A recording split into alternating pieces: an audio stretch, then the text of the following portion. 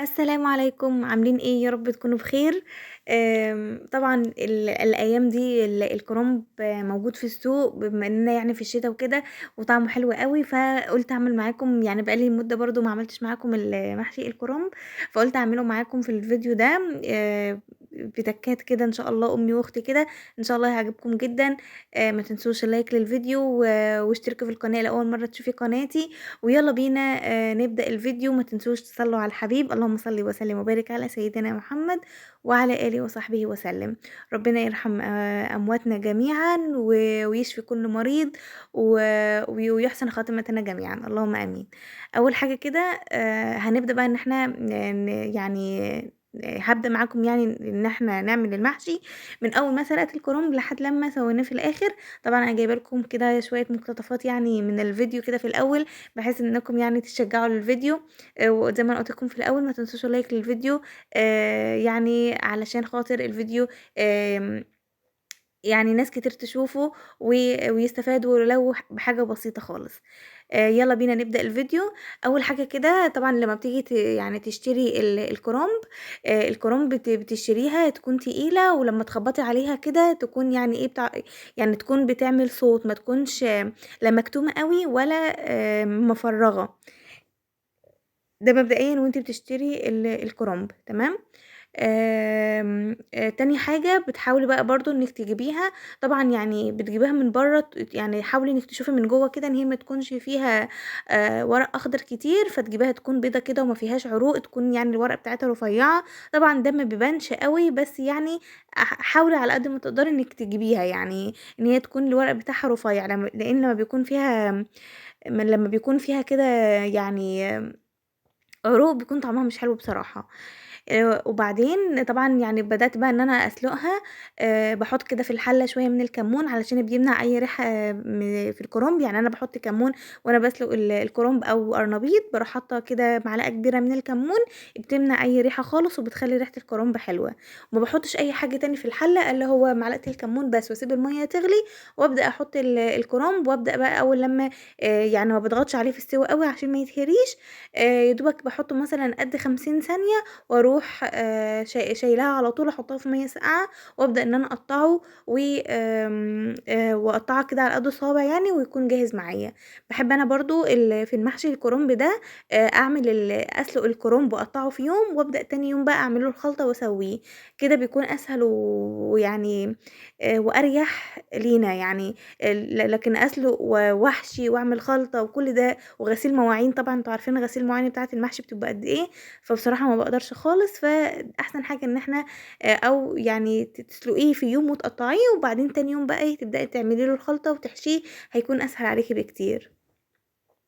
هنا بقى كنا بنجهّز الخلطة. فعبارة عن حطيت معلقتين من السمنة البلدي ومعلقتين من الزيت النباتي، وكمان رُحت حاطة كمان يعني مقطّعة فيها البصلاية، وأختي كانت موجودة فقالت حطي كمان معلقة من السكر بحيث إن هي يكون يعني بتخلّي البصلاية كده مسكّرة وبتخلّي البصلاية تدبل بسرعة وبتدّي فعلًا طعم حلو. فعلًا المحشي لمّا جرّبته المرّة دي بالطريقة دي كان ليه طعم حلو أوي بسبب البصلاية كانت مسكّرة، فكانت مخلّية المحشي طعمه حلو. ف هنا بقى يعني خلّيت بقى البصلاية لمّا اصفرِّت شوية، رُحت نازلة عليها بالطماطم وسِبتها تتسبِّك براحتها.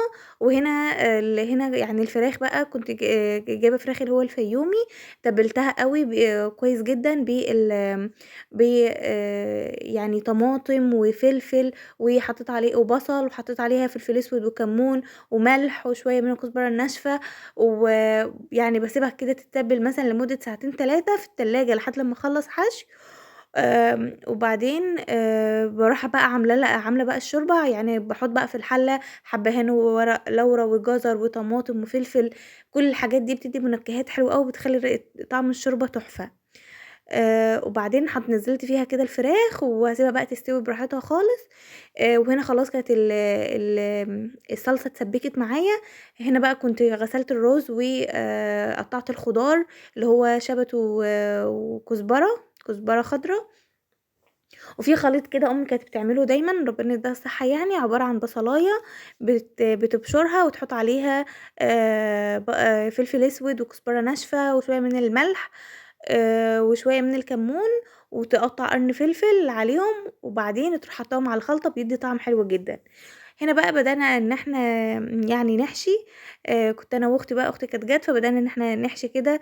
بصراحة كانت يعني اللمة ما شاء الله حلوة. كان ناقصنا يعني اهم ناس، بس الحمد لله على كل حال. المهم بدأنا ان احنا هنا يعني نحشي كده.